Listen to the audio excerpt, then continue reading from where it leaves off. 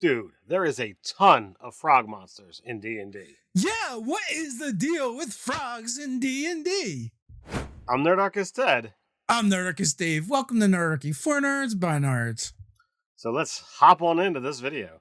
All right, 5e D&D has a ton of frogs and frog-like monsters. As a matter of fact, there's about 19 of them. So there's 7 frog-inspired locations, and there's 6 humanoid frog creatures. But is there anything missing? Well, there is a werefrog that has been in previous editions, but was not in 5e. So Nerdarchy has created a werefrog, which, you know, you can find in our Muckwuggle product over on the Nerdarchy store, as well as we also have some articles over there as well. We'll put links in the description.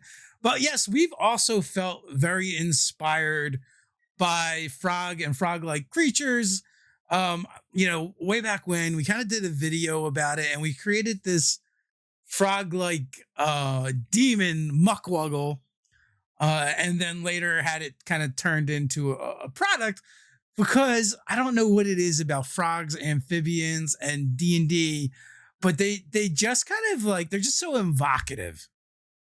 Well, I mean, it seems nearly every culture around the world has a plethora of, you know, folklore, superstitions, and legends that deal with frogs and toads. Yeah, so I did a little research, and, you know, what I found was there's the frog and toad kind of represents a lot of different things in many different cultures, like fertility, harmony, lasciviousness, life, witchcraft, and rain, right? So everything, you know, everything from being promiscuous to in league with the devil, pretty much, right? Or bringing life-giving rain. So, you know, there's lots of lore that you can use to kind of invoke frog and frog-like creatures in your D&D game. I know we've used tons of them throughout, you know, the different editions, our campaigns. You know, if you're going to go into a swamp, there's a good chance that at least one of the monsters you are going to face is going to be frog inspired. The Froghemoth, we've kind of made, you know, products around that monster alone, including a warlock pack, just because, you know, Froghemoths are just weird and cool. You know, it makes me wonder, like, is it just us and Wizards of the Coast, or are frogs and toads showing up in your games a lot as well?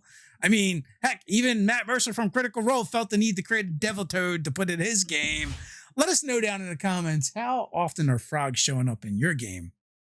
And, you know, to either get the life-giving, you know, frogs or the evil toads out of your way, do those things that make the YouTube happy. Like, share, subscribe, even attune to that notification bell. A quick reminder, every Monday, Wednesday, and Friday, we drop new videos over here on the channel, so come back and see what's new. So D&D monsters that are related to frogs, they have anywhere from, you know, tiny things all the way up to huge. They range in challenge everywhere from, you know, as piddly to a 0 all the way up to 16. It's totally crazy. Totally crazy. Get it?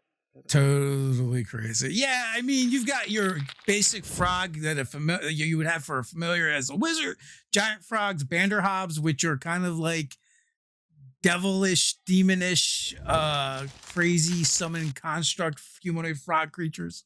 You've got a Froghemoth, which we were just talking about. You've got Thomas T. Toad from one of his adventures. It's a construct. You've got an ice toad, a giant ice toad, as well as all of the iterations of Grung and Bullywugs. The Crisis from Ravnica allowed you to create crazy frog creatures. Blendheim is another weird, wacky humanoid monstrous type frog creature. You've got a Nergalid, which is a devil toad. You've got an Old Croaker, which is a particular giant frog. And with the Candlekeep Mysteries, we now have yet another frog-like race of the Grippoli, which did exist in previous editions. But, you know, because Grung tend to go in this direction, we need to have their counterpart. So introduce Grippoli. So that Nergalid and Old Croaker are both Matt Mercer creations there. I think Old Croaker's in the Frozen Sick of spoilers. And also campaign 2, fairly early on, you encountered the Devil Toad.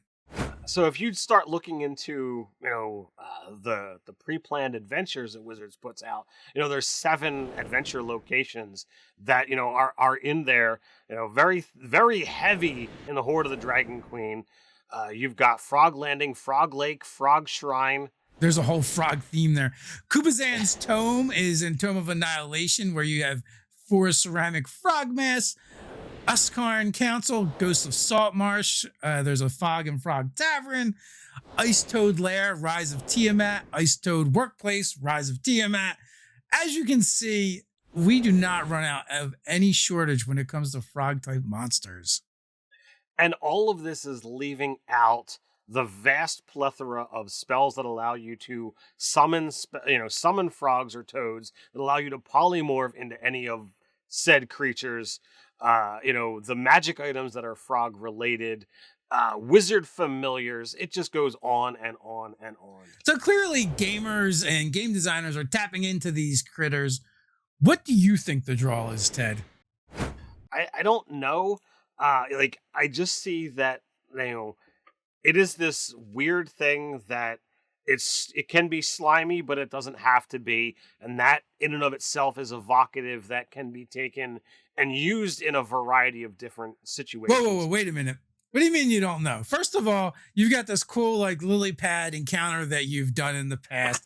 And even before that, I remember going to your house and your son, my nephew, coming up to me and going, Uncle Dave, do you know why giant frogs are so cool?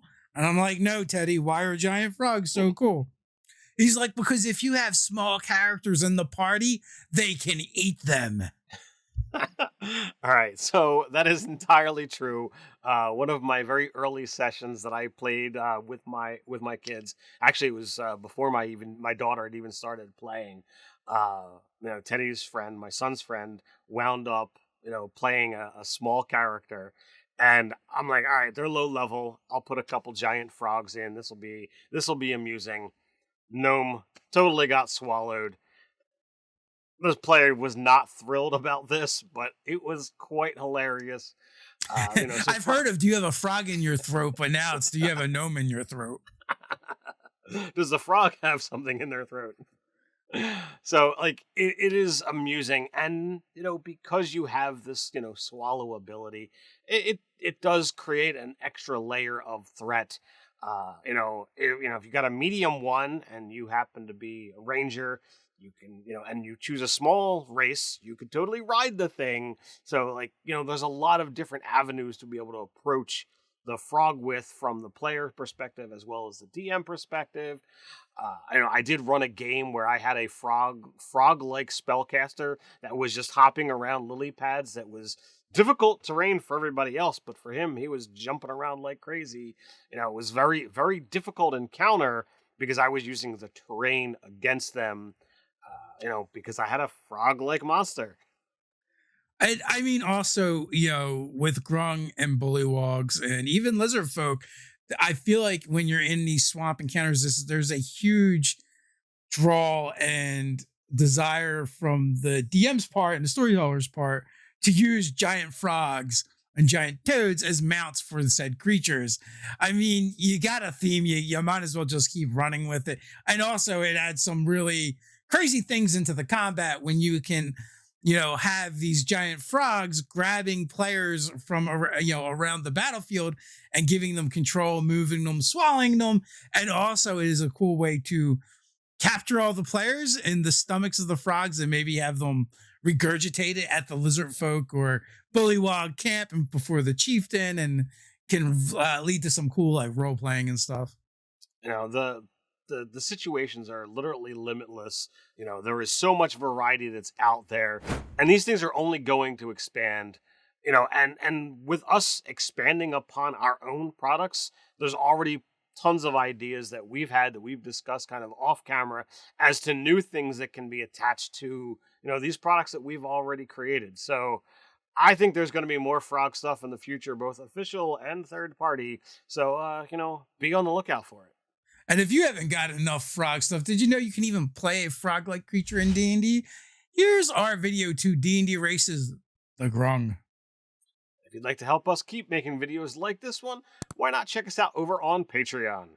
As a thank you, you'll receive monthly 5e content for players and DMs alike, a chance to game with us, and more. So until next time, Stay stay nerdy.